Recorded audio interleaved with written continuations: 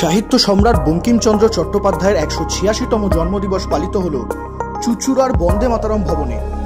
চুঁচুড়ার জোড়াঘাটের এই বাড়িতে বসে বন্দে মাতরমের রচনা করেছিলেন সাহিত্য সম্রাট।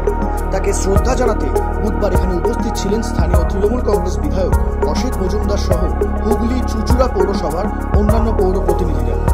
এদিন সাহিত্য সম্রাটের মূর্তিতে মাল্যদান করে তার অবদানের কথা উল্লেখ করা হয়। এদিনের এই অনুষ্ঠান নিয়ে বিধায়ক অসিত মজুমদার জানান, আমাদের ২০ নম্বর এবং ২১ নম্বর ওয়ার্ড হুগলি চুঁচুড়া পৌরসভার সংযোগ স্থল।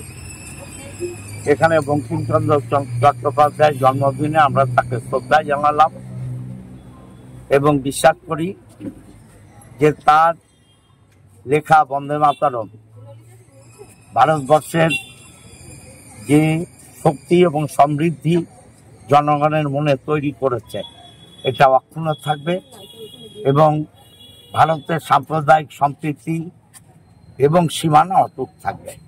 এই জন্মদিনে আমাদের এই শপথ মানুষের কাছে পৌঁছে দিচ্ছে। সৌম্যব্রত মুখার্জি রিপোর্ট, নজরে বাংলা।